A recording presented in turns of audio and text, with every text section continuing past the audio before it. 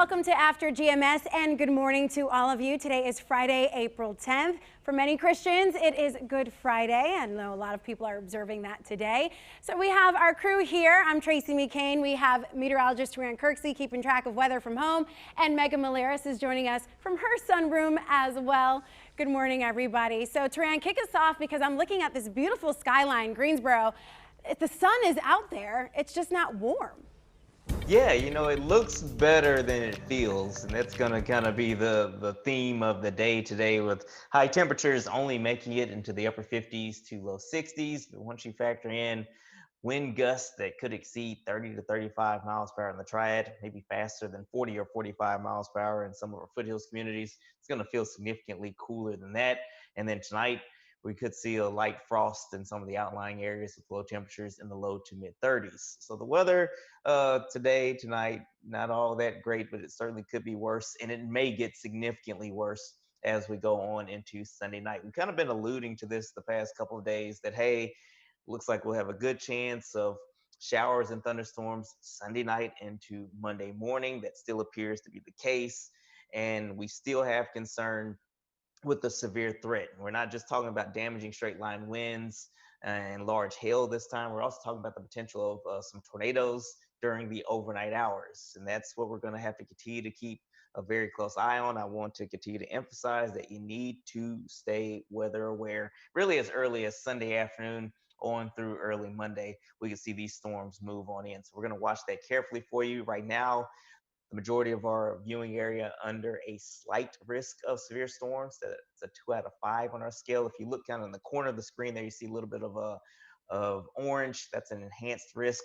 It looks like a major severe weather outbreak is likely for the deep south. So we're talking about Mississippi, Alabama, and Georgia as we go through the day Sunday. Then that system getting a little bit weaker as it approaches us, but it still could be strong enough to produce some severe weather around here. So that's the main issue that we're going to be looking at over the next 7 days. Once we get past that point, the weather will start to calm down. Our temperatures will go down as well. So to kind of give you an overview here, the 7 day really quickly today, high temperatures on the cool side, a little bit warmer on Saturday, and then that good chance of storms Sunday night on into Monday. Hopefully that does not materialize, but right now it looks like it's certainly a potential to see some severe storms during that time frame. We'll keep you updated as necessary, though. That's a quick look at your 7 day forecast. All right, before we get to our question of the day, we want to take a quick look at your morning headlines. We begin with the latest update on coronavirus cases in our state. Right now, more than 3,600 people tested positive for the virus in 91 counties. That number will rise as more testing is underway. Nearly 400 people are in the hospital. There are 65 deaths. Governor Roy Cooper signs one executive order that brings 3 big changes to our state. The first part of the order limits the number of people allowed inside retail stores. It directs stores to clean more and put down markings 6 feet apart at places including the checkout lines. And the next part of the executive order is for nursing homes. Group dining and activities in common areas are banned. Employees must wear masks and other protective equipment, and they'll have to be screened every time they enter the facility. The third part of the executive order focuses on unemployment. The order removes obstacles in the process so employers can file claims for employees faster. It also allows the Department of Commerce to choose not to enforce certain rules, so it's easier to approve more people. Well, the coronavirus pandemic has disrupted our country's health, and it's disrupted the finances of many Americans who are now either unemployed, furloughed, or have lost health insurance. WFMY News' Candace Redd explains some resources in our area helping make ends meet. We're at the Career Center in Greensboro, and when it comes to unemployment, the numbers are shocking. 16.8 million. That's the total number of jobs lost in the past 3 weeks amid the COVID-19 outbreak.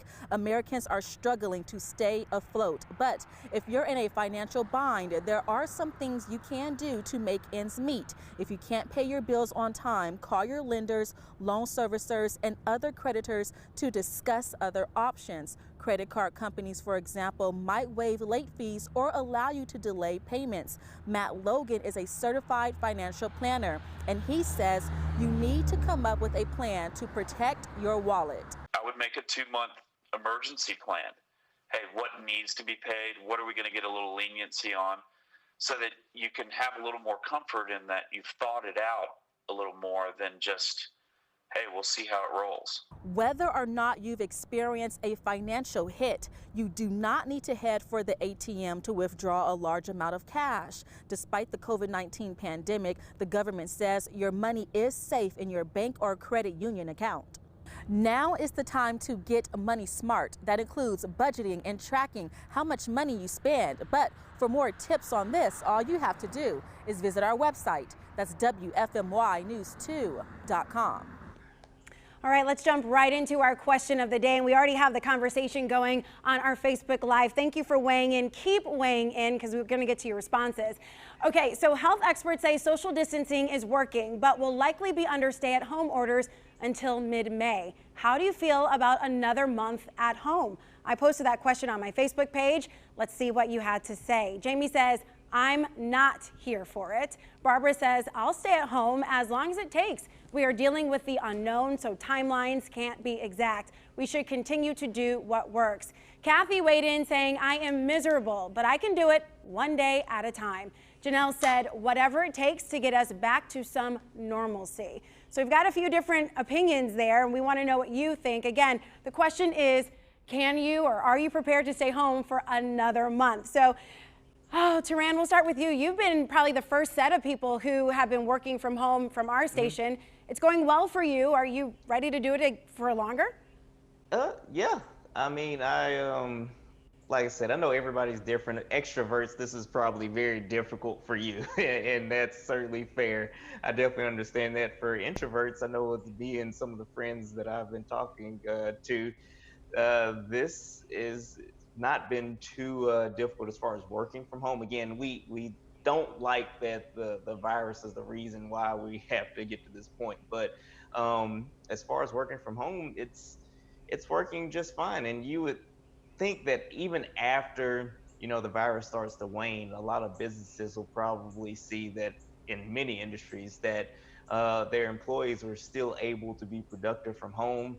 And the way I look at it is like, it's 2020, the whole notion of going into an office building every single day is very antiquated and probably unnecessary for a lot of businesses. So we'll kind of see how things shake out. But I'm willing to stay here as long as I need to help flatten the curve. And even after the curve flattens, I'll do whatever needs to be done from home as well, as much as I'm asked to. Yeah, I know your pitch already, Taran. All right. So Megan, you are just coming back from maternity leave and jumped right into the working from home life. I'm sure this is a big change for you.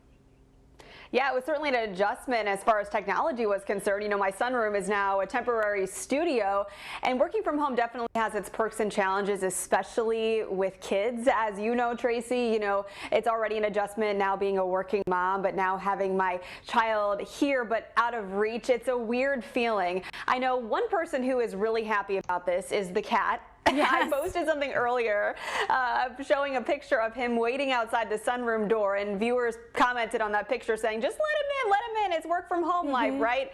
So here you go. He is perfectly content with me co-anchoring from home. He's a happy kitty, that's for sure. He's gorgeous, by the way. So let's get to some of the comments that people are saying online. We heard from Wendy very quickly. She said, if it's necessary. And then we also are hearing from people who are saying, like Yavanka, who says, our family is preparing. My 9-year-old is the quarantine police, she says. He's now trying to figure out a way to help the homeless, which is awesome. We'll get in touch with you because I'd love to do that story one day. And then we are also hearing from Renee, who says she is trying to do everything she can to stay safe, as well as Victoria Powell. And Faye says, something bigger is going on. I pray for each and everyone in North Carolina. Jesus is the answer. Angel says she wishes she could work from home. I also wish I could work from home, but somebody has to hold it down in the studio. I literally come to work, leave, and go right back home. I don't do any other thing, don't even run errands. So I'm literally coming in the back door, coming to the studio, and walking right back out the back door. So it's all an adjustment, and as people are starting to figure out this new normal, I certainly understand why you're anxious to get back to normal life. But what if this is kind of like the new normal? and it lasts for longer than we think. Yeah, well, Tracy, we know we certainly appreciate you being there to hold down the fort. A lot of things are just different these days, but I know first and foremost for all of us, it's just the fact that we are healthy and hopefully staying healthy. We're willing to do what it takes to make that happen, especially for our families. But that said, that's a lot of why Easter is going to look a lot different for many families this weekend. We've been hearing about virtual online services that have already been happening. We've been hearing about virtual egg hunts. But just because we are practicing social distancing doesn't mean some traditions need to go out the window. Tracy, you brought up a discussion on your Facebook page about egg hunts, whether you use real or plastic eggs. That was a fun talker this morning. Yeah, this was really out of necessity because I was trying to figure out what to do with my own kids. Do I spend the time hard boiling the eggs and then dyeing them, or do I just do the simple thing and get plastic eggs? So I asked about this on Facebook and I got hundreds of comments. I was surprised. I said, you know, did you do Easter egg hunts with hard-boiled eggs or with plastic eggs? And Demetra Lindsay said real eggs, and the golden egg was plastic with money inside. Debbie Frazier said we dyed eggs and decorated them. I'm not really sure we had plastic eggs. I never saw any. We would dye them on Saturday and hide them on Sunday and eat them after the egg hunt was over. And it didn't kill us. Linda said, we only had real eggs when I was a kid, and one year we forgot and left our baskets upstairs in our bedroom, and the eggs spoiled. Boy, what an odor boiled eggs put off. Bud says plastic eggs and ceramic eggs in the 60s. Oh, I forgot about ceramic eggs. Jan says real eggs. Our next door neighbors had ducks, so we had a few special ones in the mix. Hopefully they didn't hatch on you. All right, so I enjoyed hearing your stories this morning. Growing up, Megan, I heard you got toppled a few times trying to fight for eggs. Yeah, I had a lot of cousins growing up, so it was always very competitive as far as egg hunts were concerned. You know, we're trying to find the eggs that had the money or the coins, maybe you shook it a little bit to see, or the eggs that had the candy, or the eggs that had nothing. But we really did enjoy, you know, dyeing Easter eggs, hard-boiling them, dyeing them, and then ultimately eating them. I still, to this day, love hard-boiled eggs. Yeah, and this is kind of fun decorating them. It's time-consuming, so it keeps you busy. The problem, I didn't like having to wait for them to dry. That was always my biggest issue. It took a long time. So how about you, Taran? Hard-boiled or plastic? We did a little bit of both. I definitely did kind of enjoy decorating the hard-boiled eggs. You know, you buy the little stencil set from the grocery store or wherever and do that. And it was just nice just to spend time with family, not only decorating the eggs, but also doing the Easter egg hunts, you know, with all my cousins and stuff. It was definitely a good time. Yeah, absolutely. Clifford just said, good luck trying to find real eggs in the stores. And you kind of have a point there because I had some difficulty maybe about a week ago finding eggs, but then randomly they just showed up. So, I mean, hopefully we're not still having that problem. And we also have a local creamery and farm near us. So, I mean, they have eggs out on the stand. But and then Victoria says, good luck getting some chickens. I understand that too. There is a farm, Megan, that you brought up the other day that is doing chicken sales. Yes. Yeah, Mount Air Farms in Siler City. Apparently, they were so successful with its chicken sale this past Sunday. There were cars wrapped around the facility for miles, and they weren't able to serve everyone because they ran out of chicken. So they started a 3-day chicken sale yesterday, and it's going through Saturday. And if I remember correctly, it's from 9 to noon each of those days, but you're probably going to want to go early. I think it's $10 for 10 pounds of chicken. And it's hard to find chicken at local grocery stores these days. People are buying it up. Yeah, and apparently it's hard to find eggs too. Valerie said real eggs, and she found memories with her grandma who is no longer here. That's so nice. And then, oh, by the way, people are weighing in about where to get eggs, and we appreciate that. If you're having a hard time finding locally owned eggs, Reba says try your local health food or small stores locally owned for eggs. They are usually carrying them. And then Victoria says Tractor Supply has their chick days right now. So just some suggestions, see? Our viewers are always trying to help you out.